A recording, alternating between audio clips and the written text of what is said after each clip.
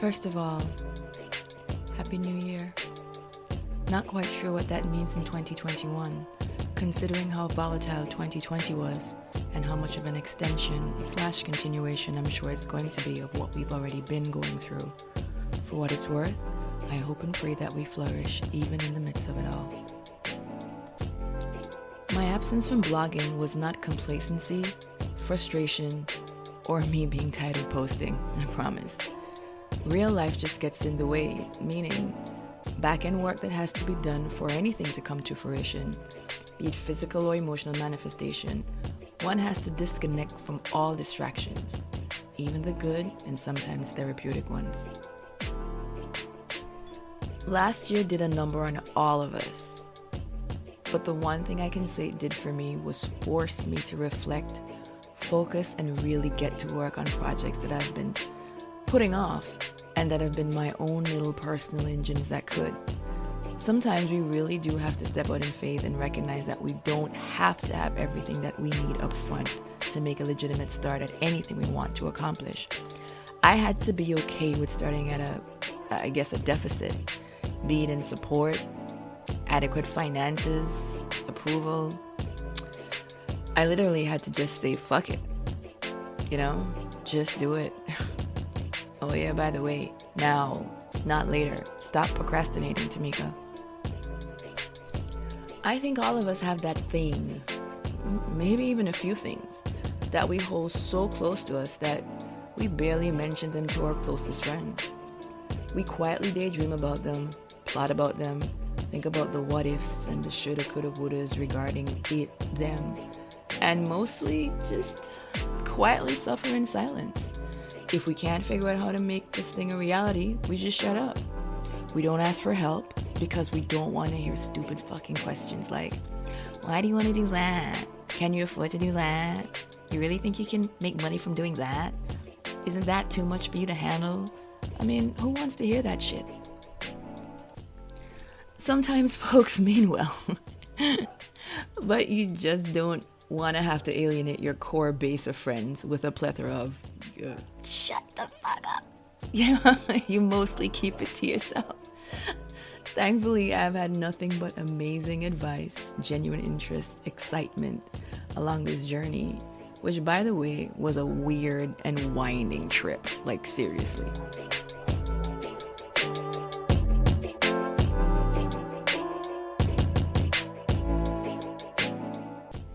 So, a few years back, I started to daydream about getting away from my desk job, office environment. I was tired of it, tired of computer, staring at the screen. A bit hypocritical, I know, because I am recording this using my computer. I know, but balance. I needed to have balance. I needed to get away. I felt like if this computer was ruling my life. I wanted to have a farm, Yeah, believe it or not, a farm with, a good amount of land and make wine and cheese and chocolate, and I would have this beautiful view from my deck where I'd watch the crops grow and write amazing stories while overlooking my bounty. I know it may sound corny. I'd then go outside amongst my crops and walk in my fields barefoot in the dirt, feel that heat coming up. I'd be wearing this beautiful sundress hugging my body, whilst my dreads would blow in the wind as if they were being hit by Beyonce's fan. You know that fan. My half-naked, gorgeous field hand would be sweating profusely in the sun and plowing the soil, and he would gaze at me longingly and slowly approach me. Wait. Oh, sorry. Let's take a left turn. That was the wrong daydream. Let me reel it back in.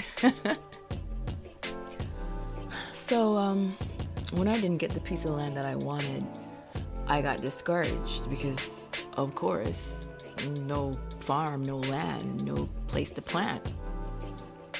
I tried for a long time, and then I recognized that it was going to take way longer than I anticipated, and I wasn't going to kiss anybody's ass or anything else to get it. I felt really shitty and really defeated, and I had to rethink my strategy.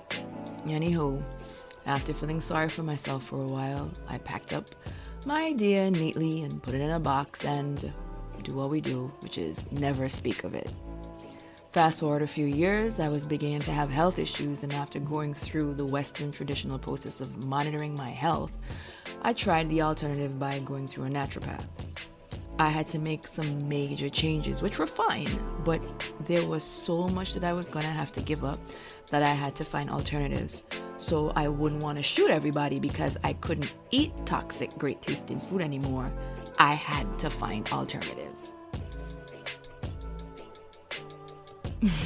Just kidding. I never really ate poorly, but I could have done better.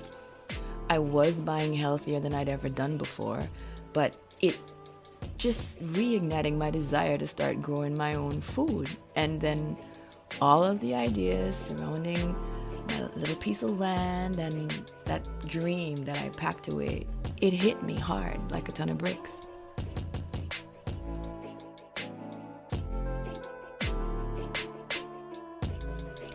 "2020 was a clusterfuck of nonsense, bullshit, viruses, pandemics, plandemics, whatever you want to call it.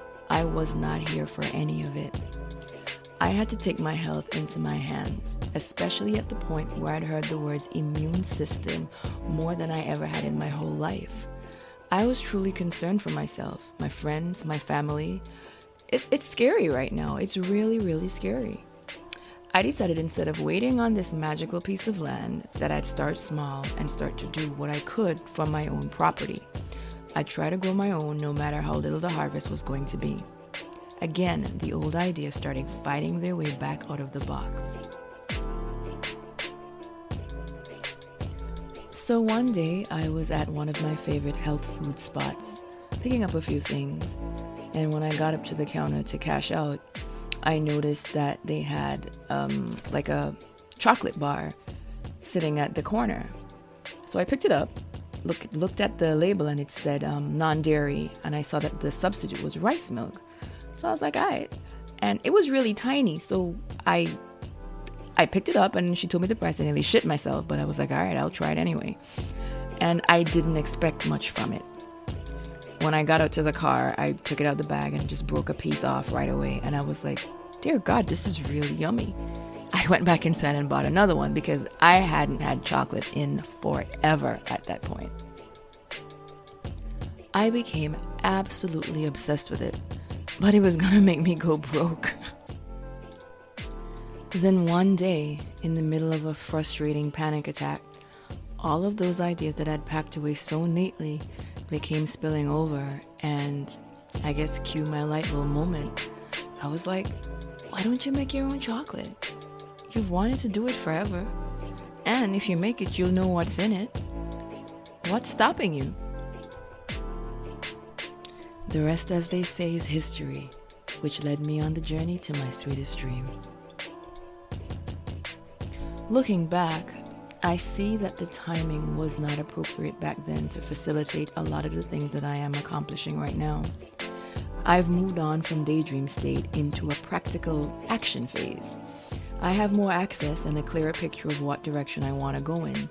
I hunkered down with all of my ideas, put them on paper, then decided to tackle them in stages. Besides, Rome wasn't built in a day. Truth be told, quarantine didn't necessarily change my life that much, but it did force me to change my perspective.